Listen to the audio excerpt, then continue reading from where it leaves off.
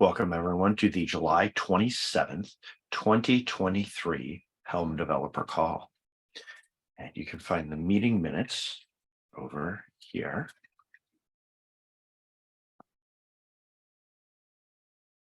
And there's one announcement. I've got one announcement. And that is, I've been working on there's some bugs in Helm values handling, particularly around import values. And I wrote a pull request, and it's a majority testing actually, just to make sure everything in the space is tested. And it has landed on main. You can test it with the Canary releases. I've posted to Twitter and Mastodon and to our mailing list that this has landed. It's not slated until Helm 3.13, the next minor release of Helm, just to give folks time to look at it and make sure that we didn't do something horribly wrong there, and provide feedback to us. So this fixes a whole bunch of bugs, more than I probably noted in the pull request for it. And we just want to make sure that people have adequate time to look at it, test it, and provide any feedback. And so even before a normal release candidate process, I wanted to make sure that it's out there and people know it's in the Canary versions to look at. All right. And I think that is the only announcement we have right now. For discussion topics, we've got a couple of them. I've got the first one, and that's storage drivers. And I had a call earlier, and we were talking about somebody came to me looking for different ways to store things. And the reason for this is you run into that approximately 1 meg limit on secrets. And Helm can hit that if you've got a bunch of dependencies or a large chart, things like that. And folks are looking and have long looked for a way around that. And we've had some, ideas and pull requests, but in Helm 3, we don't want to break things. So I wanted to talk about some options here, and some ideas. One is first to look at doing any other changes as a driver. Right now, we've got Postgres as an alternative driver, config maps as an alternative driver. But to have a different driver that can handle large sets of data, maybe even through the Kubernetes API, right? Maybe we break up or do something different with secret storage that just happens to be an alternative driver that you use. And it just be implemented inside of Helm, and maybe it can handle a larger scale by breaking up the data section into chunks or some other methodology there. I'm curious what folks think about doing something like this. It would obviously be opt-in, but the opt-in mechanism wouldn't be a flag or something like that. It would just be an alternative driver you would specify. Do folks have any opinions or thoughts on it? Remind me, how do people configure the driver when they're using Helm today? The driver is an environment variable. You set an environment variable that specifies the one to use. What is the primary driver of this? Folks are making basically the secret's too small, like the releases won't fit, and so people are running into problems. And they've run into problems here for years. Quite often what we've said is use Postgres as an alternative. Postgres is an alternative driver we have, and it does not have those size limits. And we support that today. In fact, there's a pull request open that I need to finish reviewing that has to do with read-write permissions. So somebody can go set up the data structure, which Helm does once, and then future folks don't need to have those schema altering permissions. But yeah, it's just through an environment variable. And how often are people running into this? I hear about it from time to time. I wouldn't say it's super common. Once you end up as a power user, I think it's relatively easy to hit the limit. Yeah, I wonder if I wonder if everyone's just engineering their charts around it so that maybe it's not a very frequent problem because when it hits a certain size, they break it up into smaller charts to avoid the. Yeah. And it turns out some people just have some really large charts, even when they want to engineer around it, and they run into these problems, which is why I bring up the idea of an alternative driver that can chunk it. And then we can see how often are people using it, and they can let us know and see how supported that is. And maybe we do it as an experimental feature, right? We've done experimental features in Helm, and you could have an experimental driver, and we don't support it the same. But if somebody wanted to contribute that, doing it in a chunked manner for those folks. One thing I was going to mention is with server-side apply, we wouldn't have to store the manifest in the secret anymore. Yes, we do, to support I Helm think, rollback. maybe. Okay. With Okay. Helm rollback, you need to know what was previously generated so you can roll back to it. Okay. Okay. So, hi guys, this is Sebastian from Amdocs. Hello. So, yeah, we are in touch with Matt before.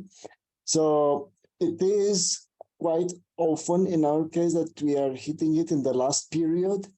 And we tried, obviously, the options to split it into pieces, but then it would require that whatever is the higher abstraction layer, I mean, some orchestrator would require some changes, or to now, instead of calling one chart, require calling multiple charts.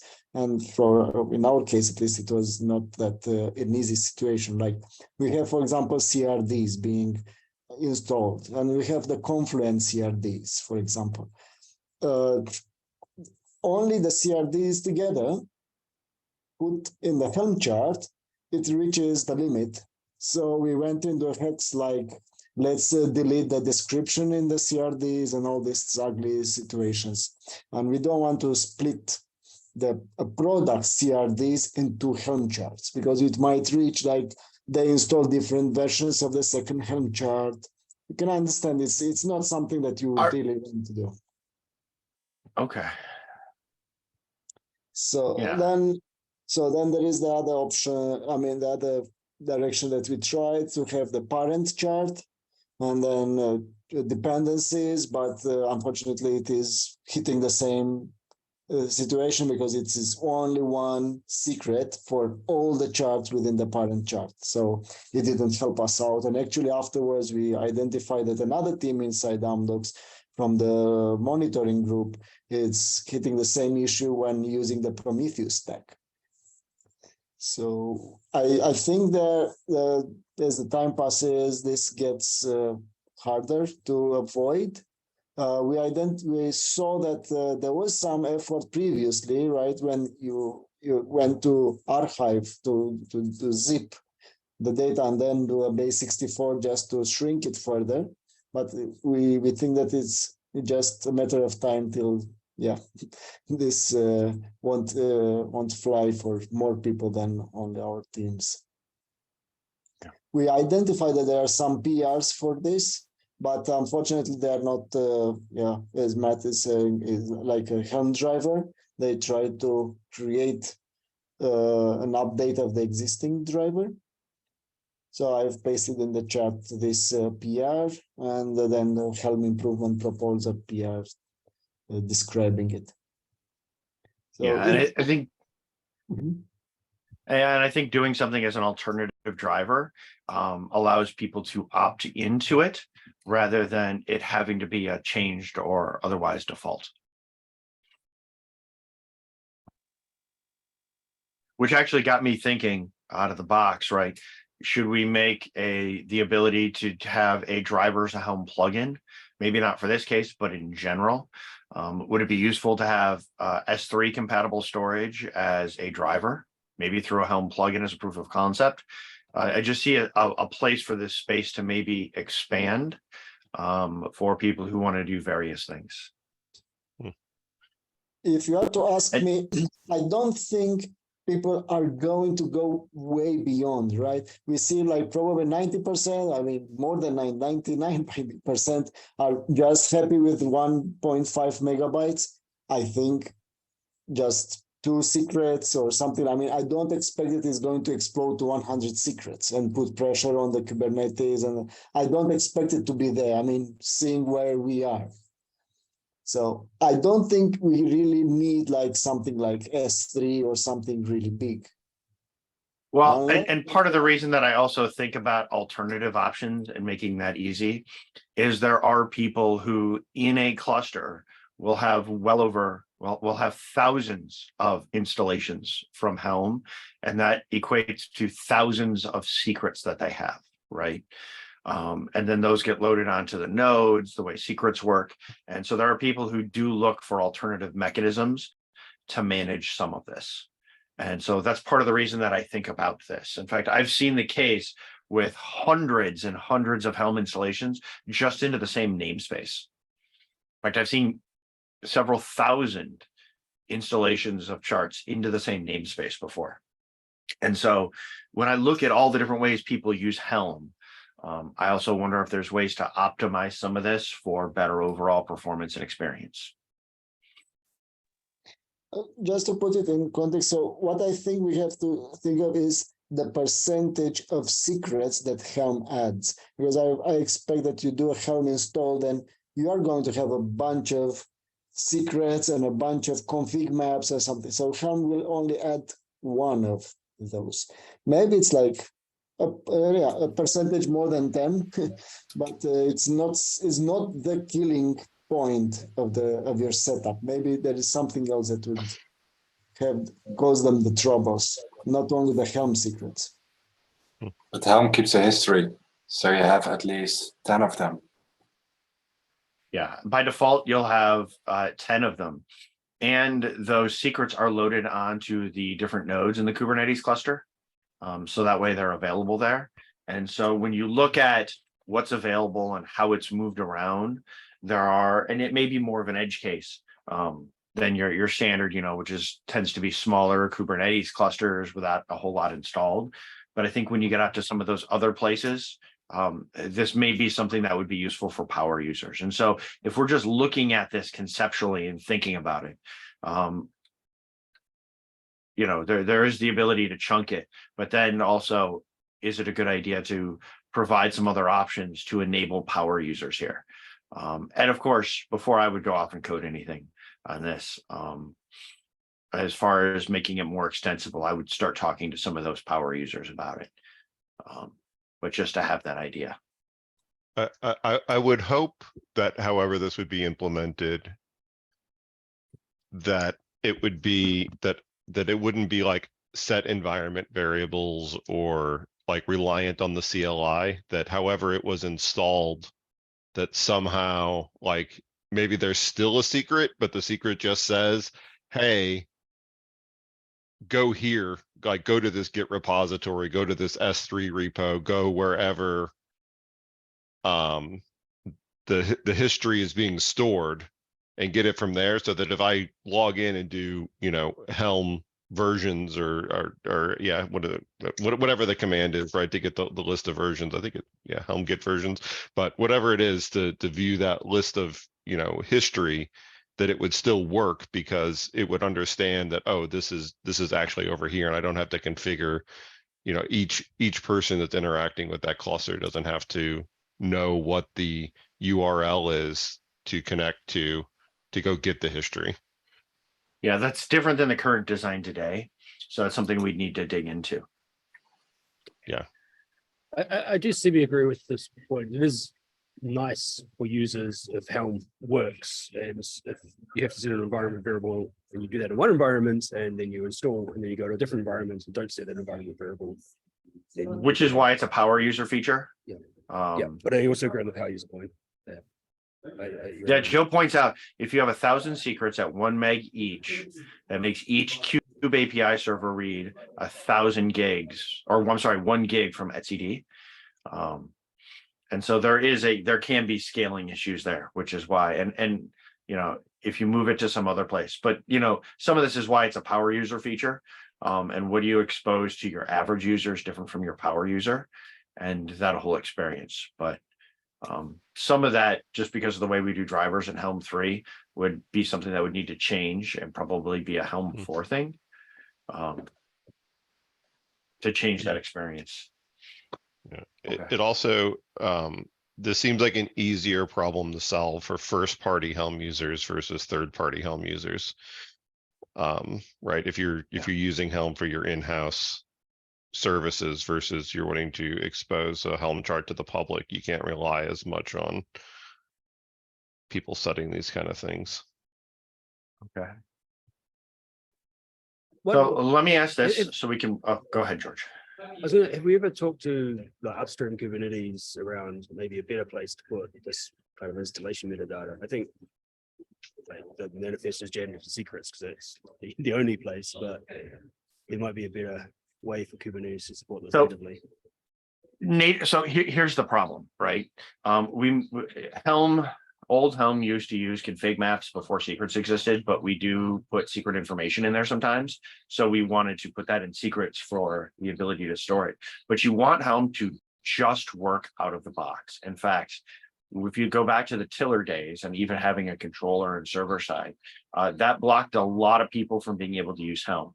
We can't assume somebody can install CRDs and will be a Helm user. Many people who install things using Helm do not have permissions in their clusters to install CRDs. They are not cluster admins. They're just end users who need to install something into a namespace and need something to just work by default. Making those changes to a cluster is not an option. So you have to go with what Kubernetes provides out of the box, which is pretty limiting, which is how we end up with secrets as the default that just works. And understand, I literally mean like for Kubernetes to provide something better out of the box, which is standard, more appropriate for how Yeah. to use. If it might be worth asking if there's a different way that data can be stored within the cluster for like this kind of Helm purpose. Not sure.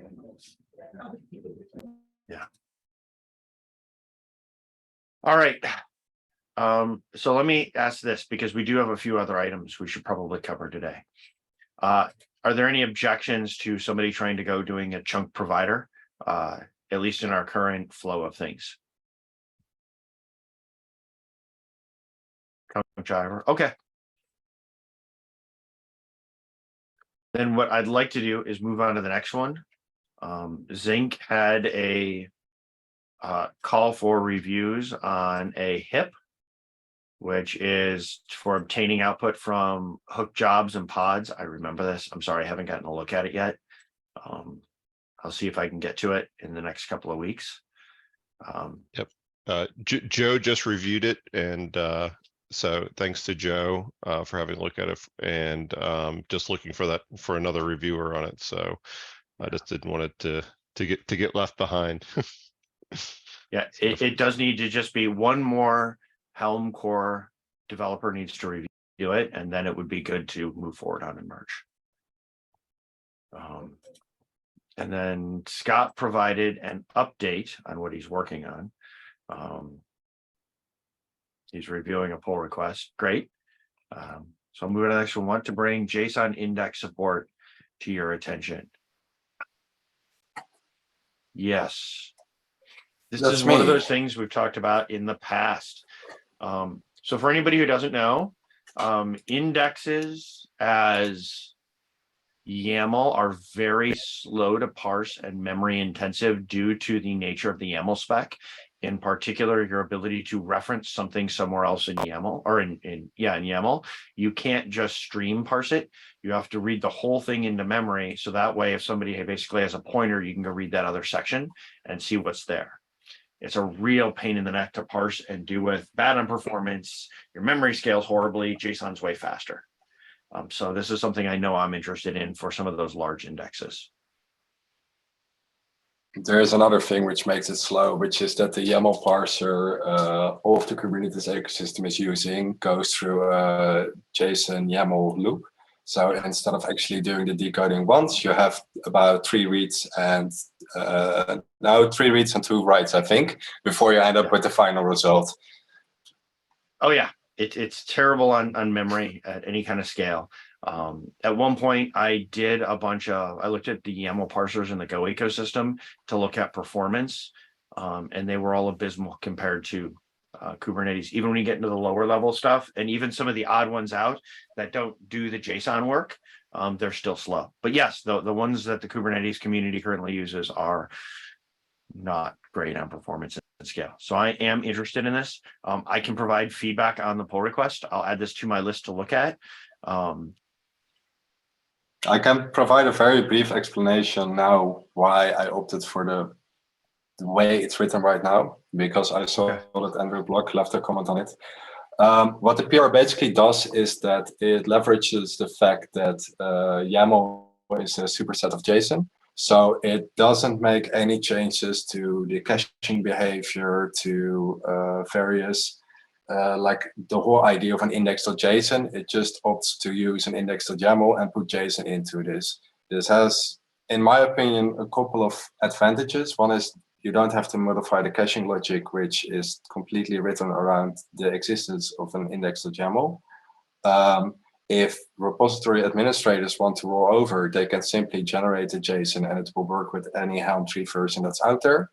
And the implementation itself is, if I exclude the test file that I added, I think about 30 lines of code. So it's just super simple. And yeah, almost any other solution would be more advanced, would add additional HTTP requests to the index or to the repository server, because it would either need to reason about the existence of an index.json or an existence of index.yaml, or even if newer repository administrators would just create an index.json, any older version of Helm wouldn't be able to find it. So this is kind of the solution to leverage everything that's in there. One additional thing I added is that it does the detection of the JSON format. It does this through validating if the bytes are JSON, valid JSON, which is pretty fast in Go. The implementation almost has no overhead. If it does, it goes through the process of just decoding it. And then you get your very fast, almost no memory kind of thing. I tested it against the Bitnami index, which is 20 megabytes, and the improvement is 86%, which effectively means that instead of having about 900 megabytes of memory consumption, you go to 80 something, I think, from the top of my head. But it's insane, especially if like I'm the maintainer of Flux, so we tend to do this a lot in parallel within a controller. If you leverage this there, then the memory consumption of the controller goes to nothing compared to dealing with many Helm indexes. And especially with people deploying things in-house, as you discussed around power users, I have seen people with 80, 90, 100 megabyte indexes, which are continuously being updated. Yeah. So this one I am personally interested in, so I know I'll get on reviewing it. It may be a little bit. I'll see whether I can get to it today. If not, I may not be available next week to look at it, but I'm putting it in my queue of things because I am interested in this. The soonest it can land in is a minor release. It's not something I can go into a patch release. So it wouldn't be in the next release, which is a patch release. It would, the earliest it could make it is the next minor. But I'm interested in this. Okay. I dropped very quickly in the Zoom chat. There's a similar PR to cache the index content, which has, you already pointed out some issues on that, but it might be worth also considering this caching behavior. Yeah.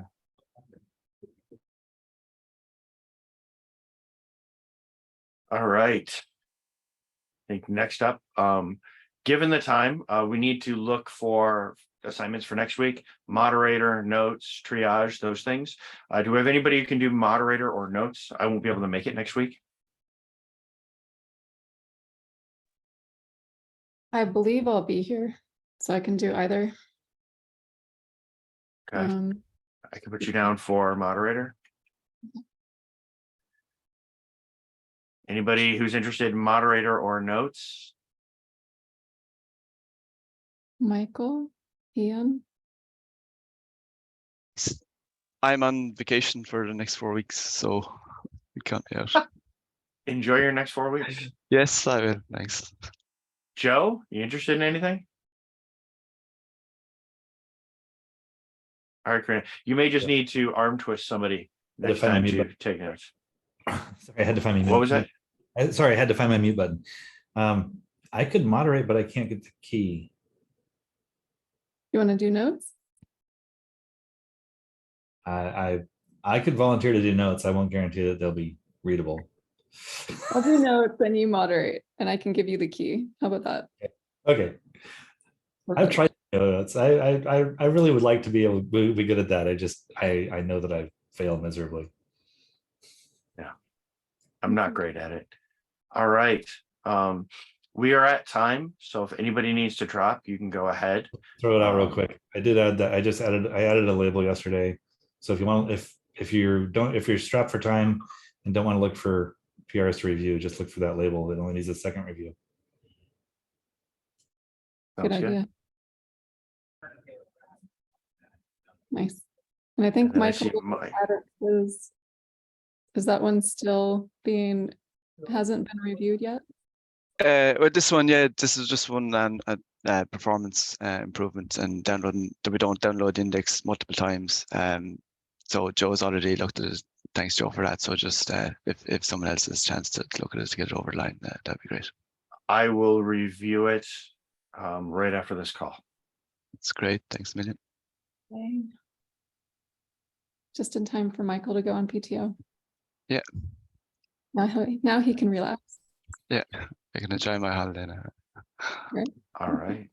Well, I think that's it. We're at time. Thank you, everyone, for staying a minute late. Have a wonderful week, and I'll see you all back in a couple of weeks. Thank you. Bye.